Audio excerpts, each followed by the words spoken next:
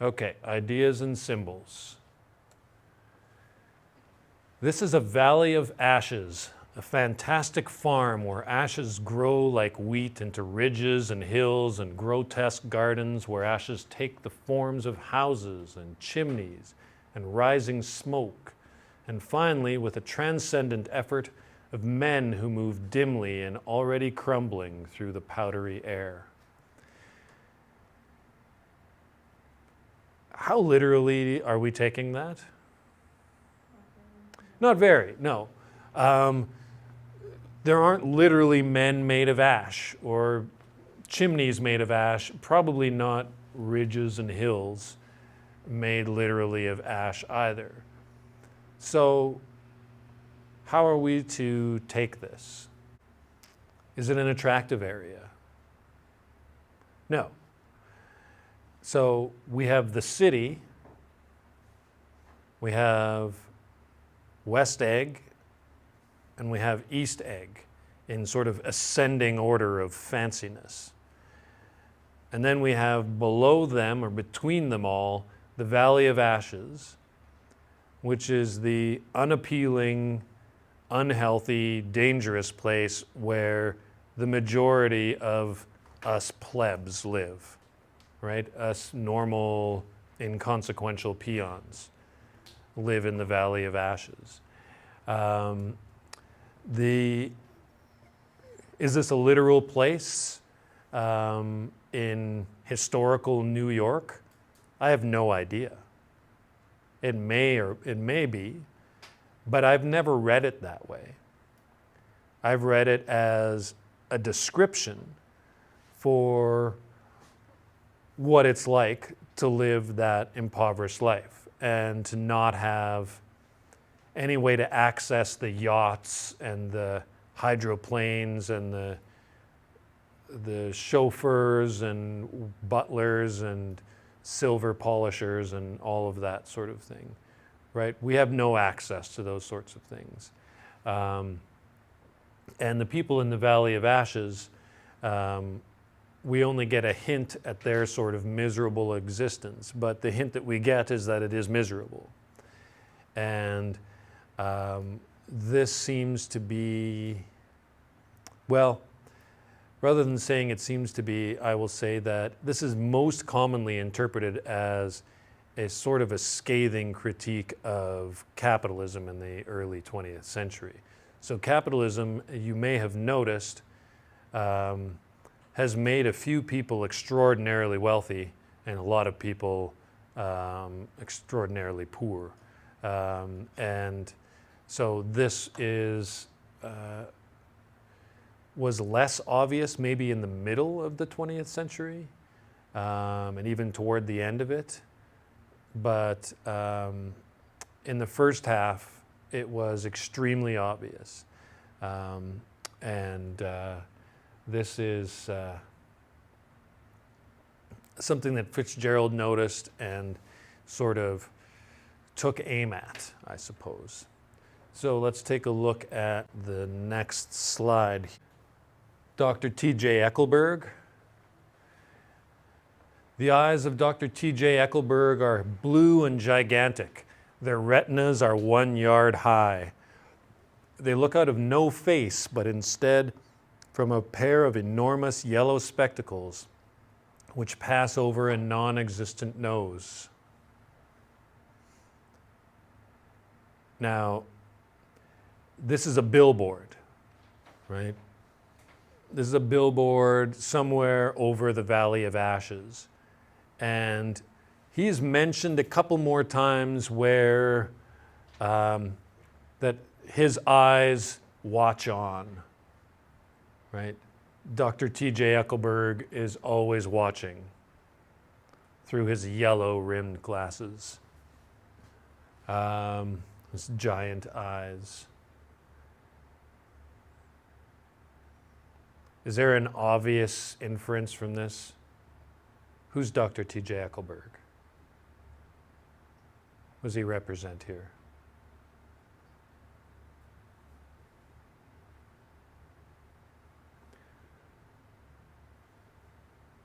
A non-existent nose no face.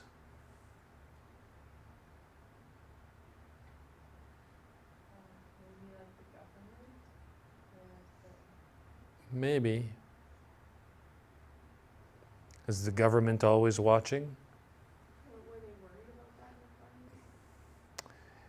Not yet, no. Post-World War II, they were worried about that. The government didn't have the ability or really the interest in always watching then. Certainly there's no spy technology, right?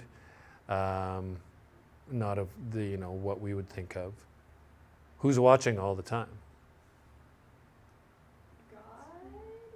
I felt like God was pretty obvious there. Was he not? Like no face, non-existent nose, just eyes that are always watching. I don't know. I felt like that was pretty obvious. Okay. That's all I've got to say about Dr. Eckleburg. The Valley of Ashes we talked about. This is a longer version of the same quote that I gave you already. The green light. I think this may have been only mentioned once so far. So I'll read the quote and maybe, I'm fairly sure it's only been mentioned once so far. So you may not have really picked up on the importance of it. Although the context here makes it clear that it does mean something. So it will become clearer. So, but I didn't call to him, the him being Gatsby. This is Nick, who sees Gatsby from a distance. He hasn't met him yet. He's thinking about introducing himself. I didn't call to him, for he gave a sudden intimation that he was content to be alone. He stretched out his arms towards the dark water in a curious way, and as far as I was from him, I could have sworn he was trembling. Involuntarily, I glanced seaward and distinguished nothing except a single green light, minute and far away, that might have been the end of a dock.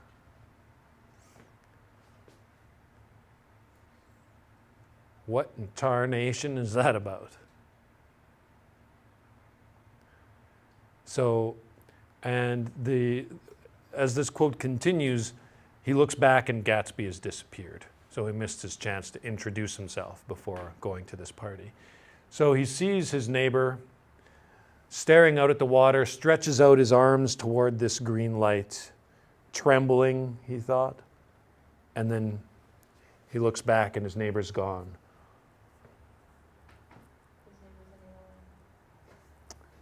His neighbor's an alien would have made this a very different kind of movie than it was, and a very different kind of book.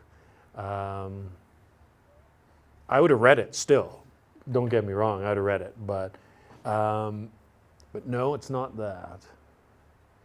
Now, I don't expect that you can guess at this point, given how much of the book we have and have not read. I think that this is maybe inaccessible, but what is important is Gatsby, the guy we meet later, who is very cool, throws these huge parties without getting involved with them really. He seems to really want something, right? And so we're getting a sort of a secret glimpse. He doesn't know that we've seen him and he wants something. And he wants something that's represented by this green light. We don't think it's just money, because if he wanted money, he could just not throw the parties he's throwing, right? And keep all that money. He clearly has enough money, right? So it's something else that he wants. Any thoughts on that before we move on? What else would people want? Maybe. Love. Seems like a recurring theme in literature for sure. So those are not the only possible motivations, but those seem like the most obvious ones. You can't really think of something else. So other possible things that he might want would be, things like revenge or vindication or something like that. But probably it's not anything as complicated as that. Gatsby's books. Okay, now these books are symbolically important, but not so important that I would have felt the need to include them on here, except that there's some specific things that are said about them that probably don't make any sense to you.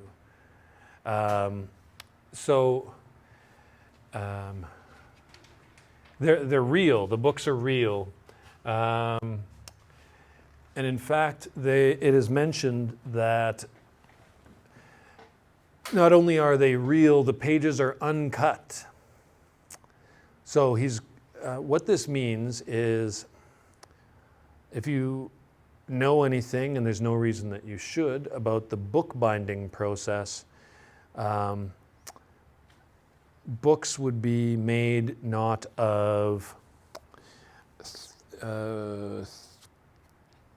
234 pages, but they would be made of, let's say, 10 pages, each of which was this long, and then folded up accordion style, bound, and then so you would have every second page would be really 2 pages that you would have to take a knife,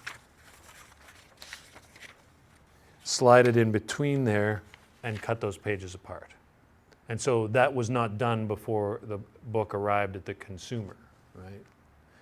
So what this guy is saying is, not only are all of these books real, he says that Gatsby has been very thorough in acquiring them. He's acquired all the right books, he's got them in the right order, and he hasn't read a single one of them.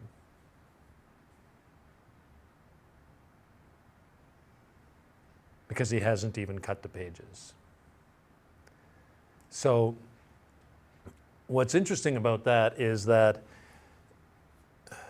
they're real in that they're not just cardboard cutouts made to look like books, which is what the owl-eyed man, that's who's talking here. The owl-eyed man had sort of suspected that they would be just cardboard cutouts of books, because if you're not even going to read the actual books, then you don't really need them. My father-in-law likes to tell a story about his grandmother, who was, wealthy, like Winnipeg wealthy, not East Egg wealthy, but Winnipeg wealthy in like the 1930s or something like that, and had a library built onto her house, and went to the bookstore and told the clerk there that she needed so many yards of books.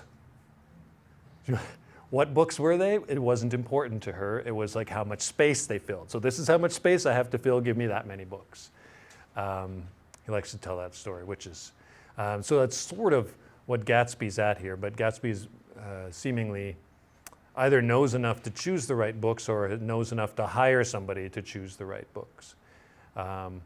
So they might be real, but they're still fake in a way, in that they're part of an image that he wants to put on. He wants to put on the image of being the sort of man that has a full library with all the important books, but he's not reading any of the books. So in that way, it's not real. It's real, but not real. It's all part of a lie. So I didn't think that you guys would have picked up on that without me explaining it to you. Did you guys get that? Not really? Okay. So that's why I put that in here. So there's something about Gatsby that is like an illusion, but an illusion that's really well done. That's kind of what the books are implying, I suppose. And I think that we are about out of time.